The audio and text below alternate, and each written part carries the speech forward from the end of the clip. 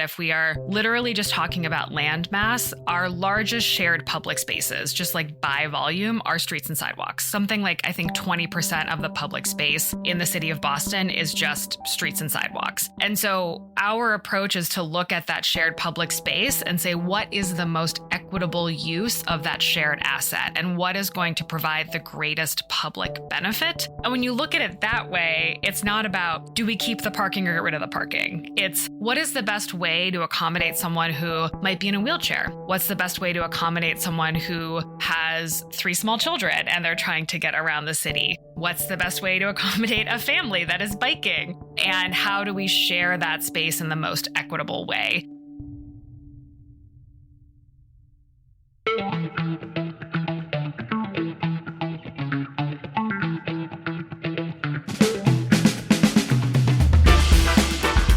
Welcome to another episode of Spilling the Tea, where we dive deep into the issues and innovations shaping the MBTA. I'm Andrew Cassidy of the MBTA's Customer and Employee Experience Department, and today we have the privilege of hosting Stacy Thompson, the Executive Director of LivableStreets Alliance. Under Stacy's leadership, LivableStreets has been at the forefront of advocating for safer, more accessible, and equitable transportation options in the Metro Boston area. Let's explore her journey, the organization's accomplishments, and the vision for the future of transportation in our region.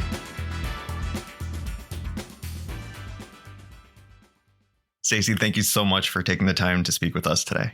Thanks for having me.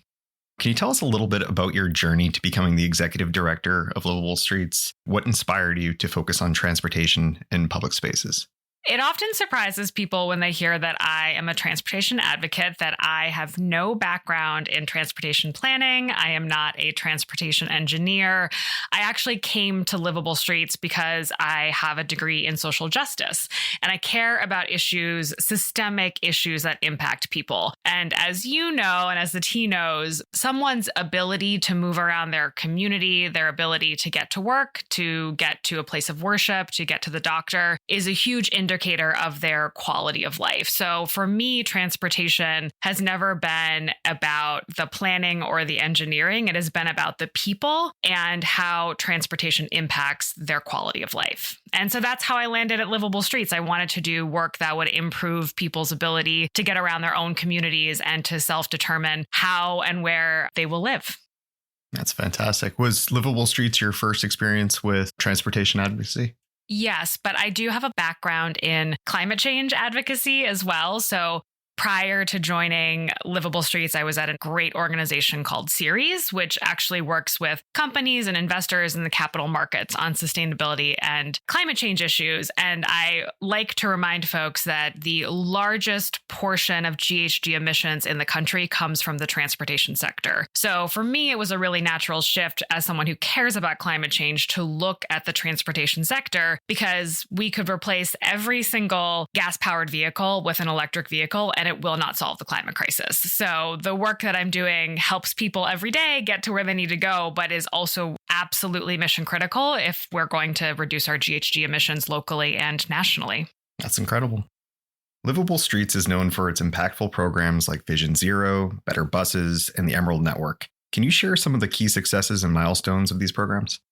LivableStreets has been around for 20 years, and we always started from the premise that we're not focused on a particular mode like biking or like transit. We're focused on people and how people use their streets. So in our early days, some of the things that we were most excited about were things like getting the first protected bike lanes in Boston, which came on Commonwealth Ave a little over a decade ago. But another really big win for the organization is working with the MBTA and the city of Boston to put down the city's first dedicated bus lane on Washington Street in 2017. And at the time, this red paint, I mean, literally, it was cones and red paint, seemed like this huge shift to just give space to buses. And now, less than a decade later, we have miles and miles and miles of bus lanes that are moving quite literally thousands of people across the region. And we also have some really incredible center running bus lanes and what I would call pretty cool tricked out bus priority in the region, although we have a long way to go. So it's those small wins where we try to demonstrate what's possible with a small piece of infrastructure that I think have been most impactful to me because you can see the ripple effects over time.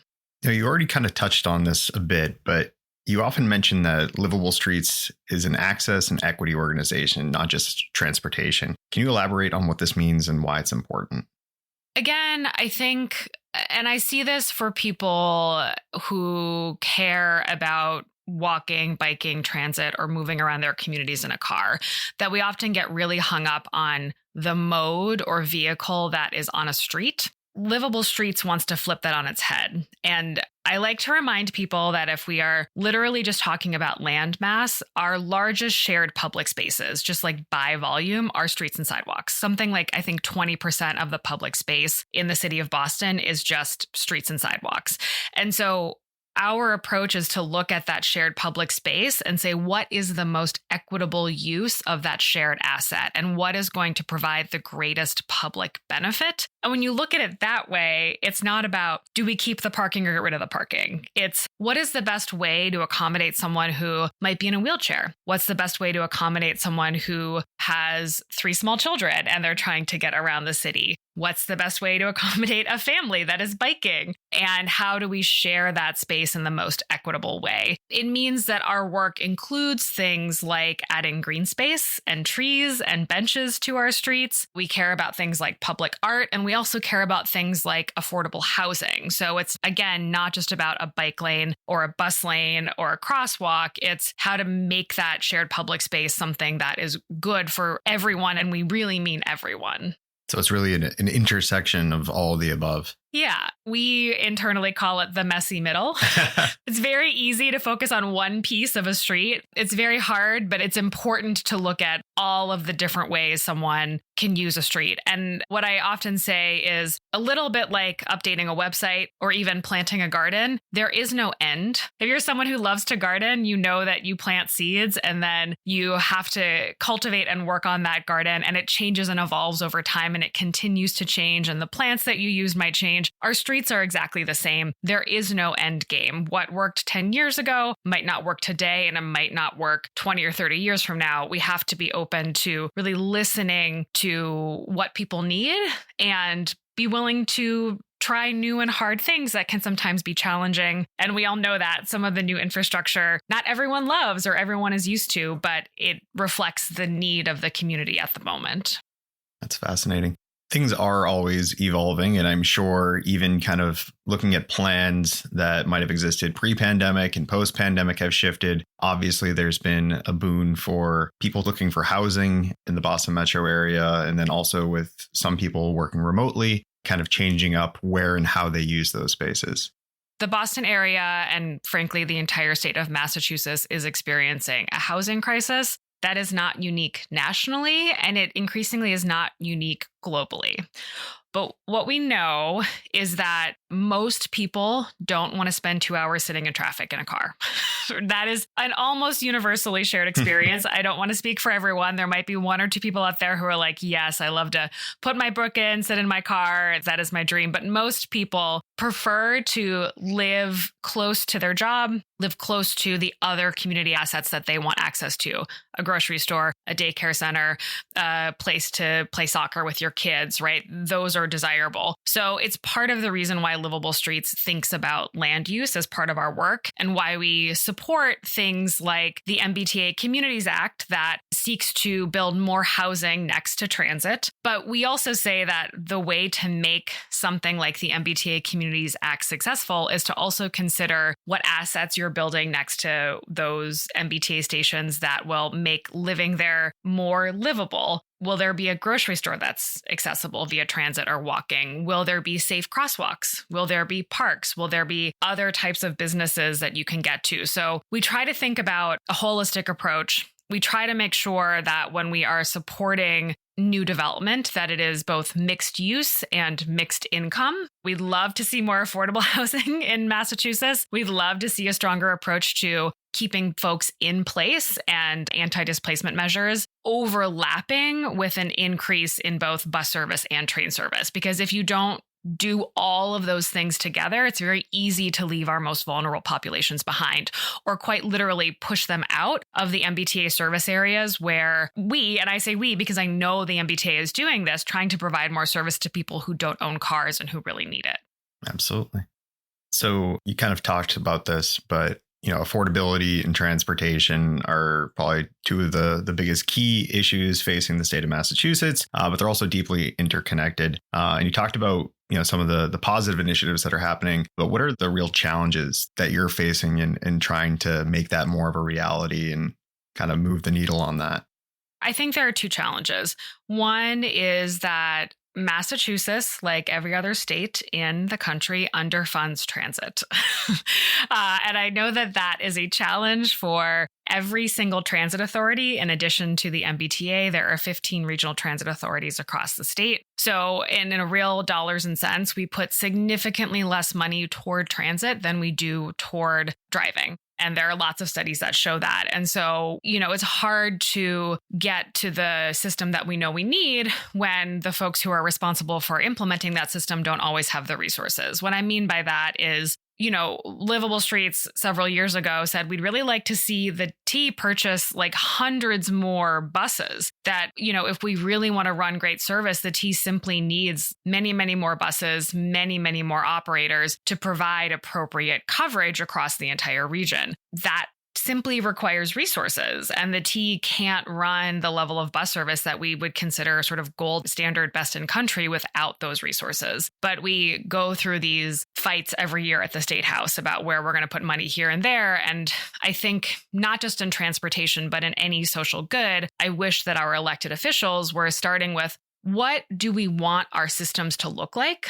How much will that cost? And how will we, as the responsible elected parties, get there? Instead of saying, okay, we have $5 to work with. We're going to cut the pie in a few different ways and figure it out, right? That doesn't help folks. I think there's also a public perception that public transit is only for dense urban settings, and that is not the case. The vast majority of transit systems across the country are in rural communities. I think it's something like 55% of all transit systems across the country are in places that we would consider very rural. I grew up in Minnesota, so I sometimes laugh when people talk about the size of Massachusetts. And I'm like, the state I grew up in was much bigger, and transit operated in places that were much, much more isolated. And then I think because people perceive transit as something that only happens in cities, they don't necessarily see it as a viable option in places like the suburbs, where the MBTA does run a bunch of service, and in rural communities in Massachusetts, where our regional transit authorities also run critical service that helps older adults who want to stay in their communities stay in their homes, that help young adults and people with disabilities get to jobs and get to critical social services. Transit systems in Massachusetts are playing a vital economic role in our suburban and rural settings. And the public perception doesn't, I think, always align with that reality. Yeah. And I think sometimes people don't realize the greater benefit of transit, even if they're in a community that's not served. The benefit of having other people served by it and the opportunity that it provides to fellow residents of Massachusetts and tax money gained by the state by getting people to where they need to go. It's a very interconnected piece where maybe not everyone realizes just how beneficial transit can be. Absolutely. I often tell folks that if they're struggling with understanding the public good of public transit, to think about public schools and libraries do for our communities. Even if you are someone who, let's say, has an Audible account or likes to go to a bookstore and pay for books, you're probably someone who thinks that a library holds a lot of value, even if you don't go there frequently. Or if you don't have children, most people see the value in us having a public school system because of the co-benefits that those services Communal create. good. Exactly. And transit is very, very similar. The co-benefits of having an affordable and functional transit system that serves urban and rural communities is almost impossible to count because of the number of social goods that it helps amplify and support. Speaking of the topic of affordability still, as well as housing, transit-oriented development, or TOD as it's sometimes referred to, is often discussed in urban planning. How does Livable Streets approach TOD, and what improvements do you think are necessary for it to be truly effective? Something that I like to tell people is that before the advent of the automobile, basically all development in the Boston area and in most urban settings was transit oriented. You had to have jobs and have access and resources that were walkable, that you could get to with a limited means of getting around. And then you saw density pop up as cities invested in public transit at the turn of the century, right? That it actually was sort of a very natural evolution of our urban cores in particular that didn't have a name. And then we got away from that in the 50s, 60s, and 70s and are returning to something that we were already doing naturally and intuitively before the advent of urban sprawl. So just like contextually, I think that TOD is talked about as something new or something that we are forcing when it is actually something that is quite natural and quite intuitive in basically every urban setting across the globe. The way that we think about TOD is, again, we want to focus on the people impacted, not necessarily the infrastructure. So transit-oriented development to us is supporting projects that have good multimodal access, but are also really responsive to the populations they're trying to serve. So, for example, I live in a community called Jamaica Plain, and there was a great development that went up in my community that was a dense project that was largely housing for low-income seniors. And that was really valuable to me as someone who wants to make sure that people of all ages can live in my community.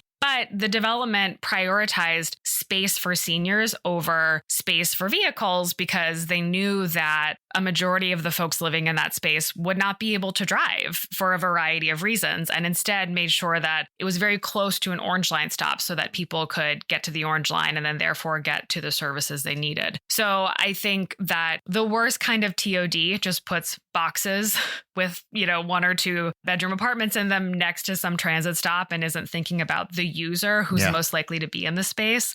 And the best kind of TOD looks at who's going to live there and what are they going to need, and does the community have those things, and how do we think more holistically? I think about grocery stores a lot because they really make or break the health of a community and the ability for people to feel good in their community. And so you can build a ton of dense housing, but if you don't have access to a daycare and you don't have access to a good grocery store, there are a lot of problems. I wouldn't consider that successful TOD. So it doesn't, in a straightforward way, answer your question, but to us, it's a combination of all these things. Or you can have all of those things in a community, but you can put it next to a commuter rail stop where the train only comes once an hour. And so if we can't get that train to come more often, or we can't get bus service to intersect with that commuter rail stop, then people can't access those goods and services on a regular basis. So it's about looking at the entire ecosystem and making sure that as many people can have as many experiences as possible.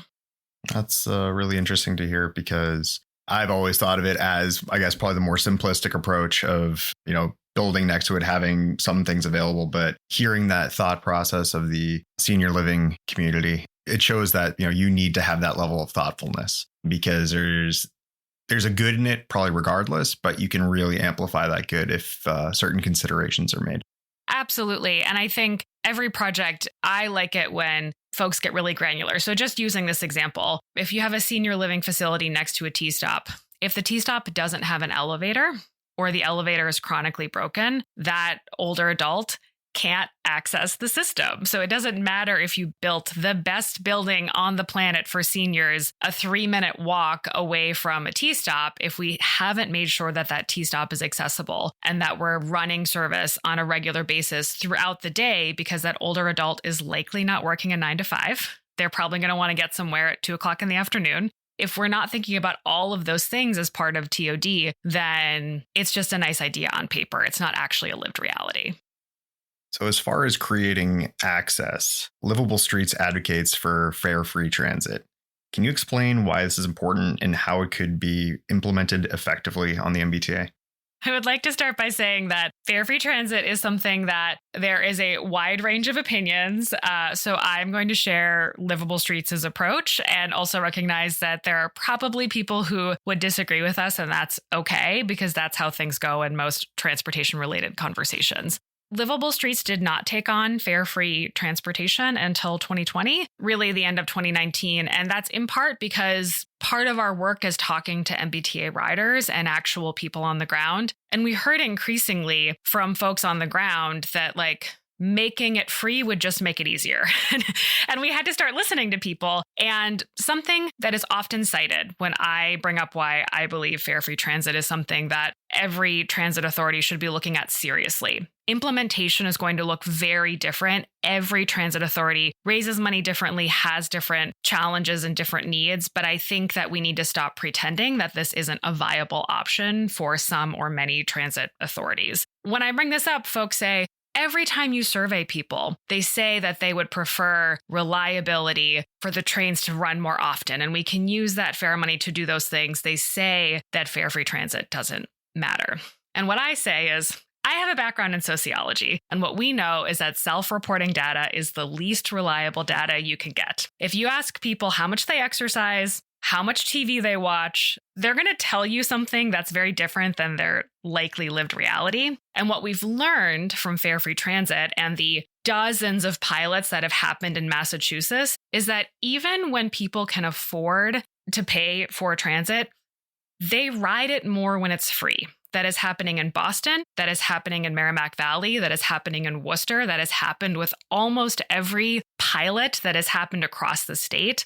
And when you start to poll people after they've experienced fare-free transit, they say things like, well, when it's free, it's harder for me to take the lift. Or when it's free, it's harder for me to justify driving. So people react differently when the service is actually free. But on a practical level, we have been advocating very specifically for fare-free buses in the state of Massachusetts because 15 of our 16 transit authorities are bus only. So if you make buses free across the entire state, half of the state is only buses, and that makes basically half of the service we're providing free overnight. We've seen tremendous success in Worcester and Merrimack Valley. I would encourage folks who are skeptical to go to those transit systems and see what it's like to get on a bus when you don't have to know how much it's going to cost or where you have to pay for those fares. It takes the friction out of the experience. And both of those systems that are system-wide fare-free and have been for several years now have seen very high ridership and increased ridership.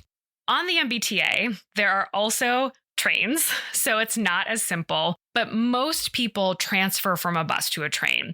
So we don't actually see it as necessarily a cost-saving mechanism for everyone because most people are going to end up paying somewhere along the way. But it is a time savings mechanism. So it allows for all-door boarding on all of the buses. It also measurably reduces the amount of conflict between riders and the person operating the bus. This is something that has been measured in systems where there is fare-free service. Operators know that the number one reason they get into conflicts and are assaulted is because of fare disputes. So it takes that friction away from them. And I think really importantly, it takes away the confusion and the step of how do I pay? Where do I pay? And I can't tell you enough how much that deters people from actually riding transit. So at least on the bus system, what we've seen in all of the pilots on the MBTA side is riders do end up saving money, even if they're still taking the train. The buses run faster and the operators experience less friction with the riders. It's a better experience overall. And at the end of the day, if we're getting more people on transit, that is the goal, right? I think that that's important. When people push back and say, oh, this isn't effective or it doesn't solve all the T's problems, I'm not saying it's going to solve all the T's problems. I'm saying it helps increase ridership. It makes it easier to get on the system. And I would encourage people to point to any other solution that has been put out there that has had the same kind of impact on ridership as free transit. Anything. Point to anything that we have spent millions, even hundreds of millions of dollars on that has had the same ridership impact as making fare-free transit a reality. I just don't think that there's an equivalency. So it's not simple. Not everyone agrees, but I think that it is something that we should be putting in our toolkit of one of the many things we should be considering to make our transit systems better. And again, when Livable Streets talks about it, we're talking about every single transit system across the state, not just the T. We're not just picking on the T. We think that everyone should be considering it. So you make a great case for the societal piece. I know detractors often cite the financial, especially given I can't speak for everyone as far as transit authorities, but I do know that the MBTA is facing a financial cliff. How does this interrelate with that? This is where I like to put my myth busting hat on. So in 2020, Livable Streets did an analysis of how much it would cost for the T. And again, we have been very clear that we are not advocating for making the entire MBTA free overnight. We know that that would be a very challenging hurdle. What we focus on is local buses. So not the Silver Line and not every express bus, right? But think the 39, the 28, those buses, that type of bus, making those buses free. Adjusted for transfers, meaning that a vast majority of bus riders then, after they ride a free bus, get onto a part of the system that costs money. The T collects less than $30 million annually from people who only ride a local bus and don't actually get on another part of the system that charges. And for context, $30 million is about 5% of the money that is collected in fares. And fares only accounts for 20% of the operating budget. So 5% of 20% is how much money we're talking about. And then you're not accounting for the potential cost savings of not having to update and repair fare vending machines on buses, not having to spend millions of dollars on fare enforcement on those buses, and not having to, in some cases, hire additional bus operators, because we've seen so many cost savings in helping the buses move more quickly that you can sometimes actually run more service without purchasing more buses and hiring more operators. Not always, but sometimes. So to us, it's actually really cheap. It's not a one-to-one. There are other variables, but it isn't the kind of budget busting solution that people think it is. There are many other things that cost a heck of a lot more in the system. Definitely interesting things to noodle over for the powers that be. I think we could have an entire conversation just about the math and how we get there. And do you count having to hire more operators and purchasing more buses as part of the overall cost, right? If we know definitively that free buses force us to run more service, then do we have to add the added cost to that or not? We say no, because the MBTA has set goals of increasing service and has set goals of having more buses and running more service through the bus network redesign process. So we say you're already planning on doing these things. They should be part of the capital and operating budget already. We are just helping you get more riders by making the service free. But I think that that is where the nuance and complexity is really important, and where we would acknowledge that it is not as simple as just like taking the fare boxes off and calling it a day on the T side. We still think the T should try it. We still think it would be a really valuable experiment to go system-wide fare-free bus for a while to see what the impacts are before fully implementing the new fare collection system. But I understand why there are lots of folks inside the system who say, whoa, we don't know how we feel about that. And there are complications that you might not be thinking of. What I would say is, I hope people continue to keep an open mind. And I hope that we can continue to experiment and collaborate together on what I think is a good solution. Thanks for sharing all that. That's a lot to consider. Yeah, I know it was a bit long-winded, but it's a hefty topic. It is. And it's good to get an expert opinion on it. Shifting gears a little bit, the MBTA back in, I believe, November of last year launched its track improvement plan as a means of addressing the multitude of slow zones throughout the system. We're well on our way at this point, but each one of these requires, usually a diversion, sometimes significant, multiple weeks, what have you. What is the role of Livable Streets with taking on these diversions and helping communities prepare? One thing that I would say, especially coming out of a fare-free bus conversation, is that at the end of the day, most transit advocates and most people that work inside the T want the exact same things, and that we are actually aligned in our goals. And something that we have wanted on both sides for a long time is an appropriate level of investment in repairing our system and getting it to a good state of repair. So I would say that a lot of the time it's my job to push you all to move faster, work harder, think creatively. But sometimes it's the role of advocates to move with the T.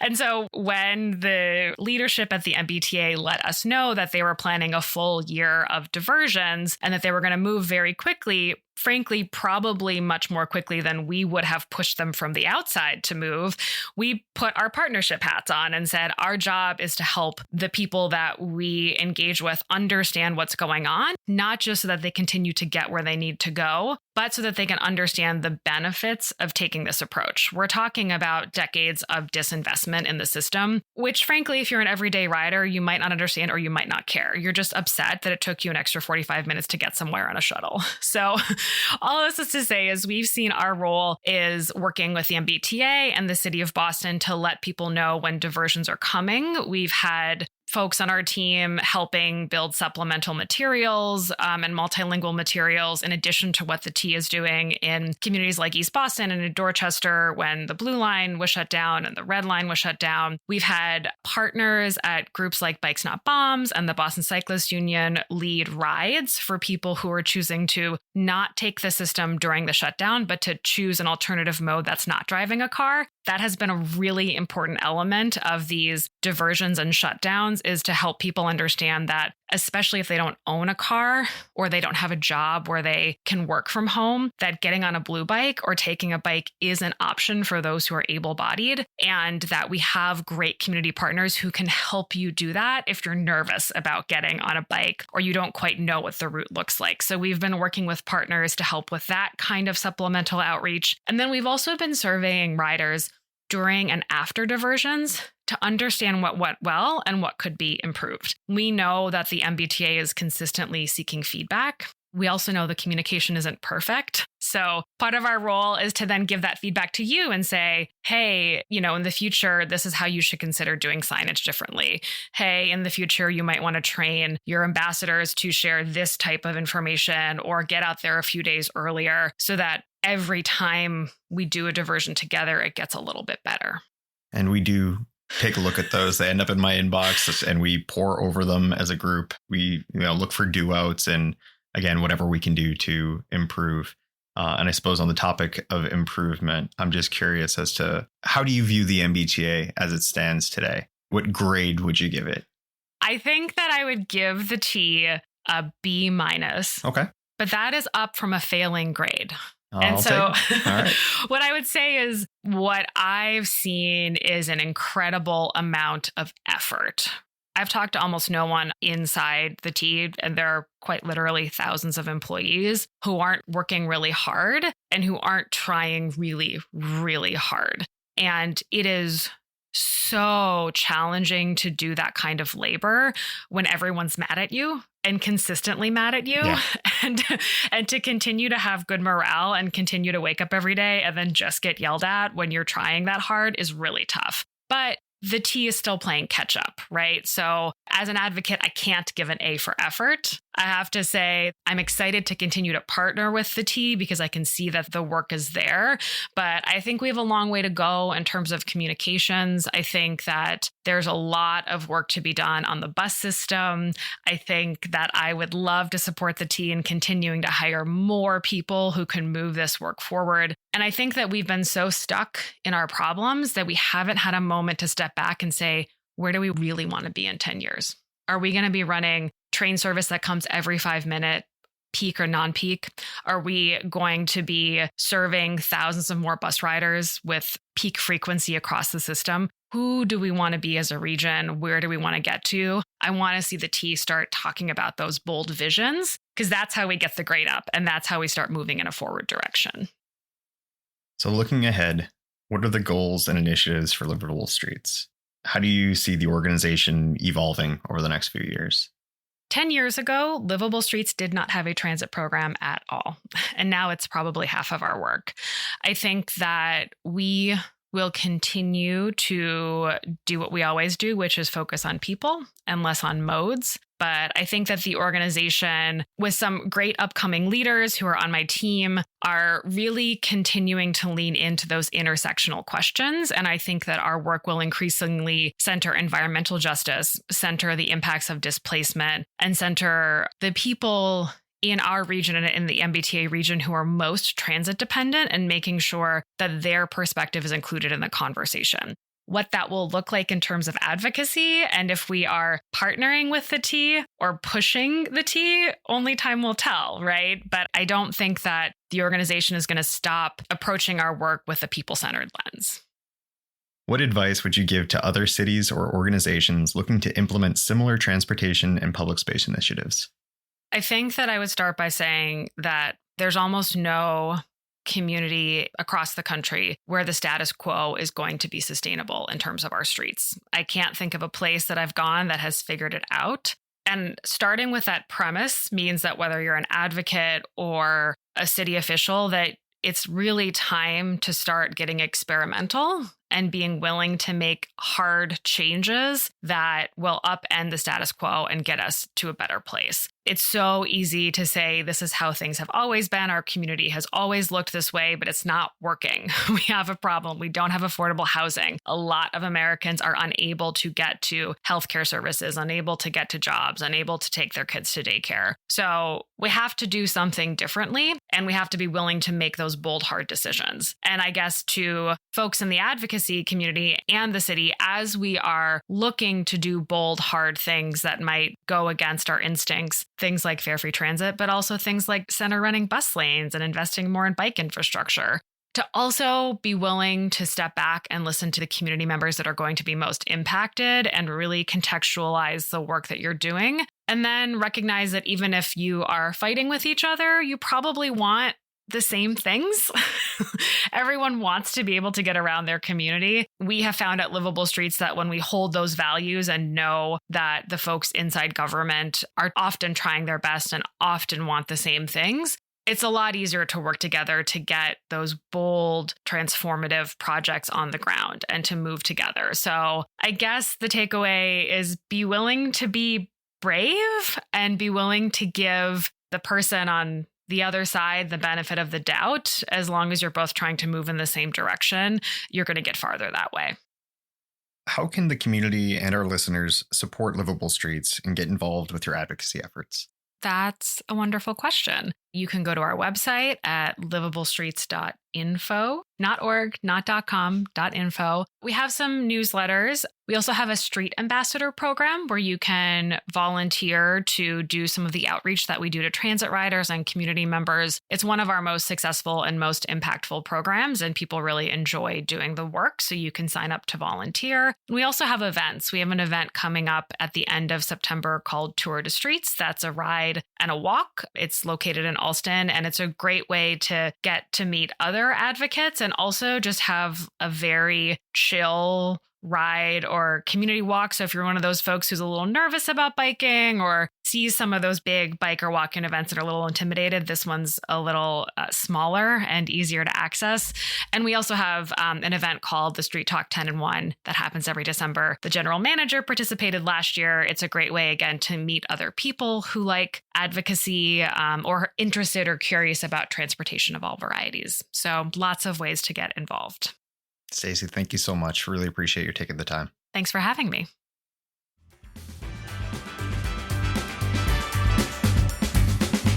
Thank you for joining us on this insightful episode of Spilling the Tea. Stacy Thompson's unwavering commitment to access, equity, and sustainability in transportation has illuminated the vital intersections between public transit, housing, and community well-being. To our listeners, thank you for your continued support and engagement. Your feedback and questions inspire us to delve deeper into the intricacies of our transit system. Don't forget to like, share, and subscribe to Spilling the Tea on your preferred podcast platform. Join us next time for more exclusive insights into the MBTA. We value your input, so if you have any questions or suggestions for future episodes, please reach out to us at social@mbta.com. We love hearing from you and incorporating your ideas into the show. Until next time, I'm Andrew Cassidy, and this has been Spilling the Tea.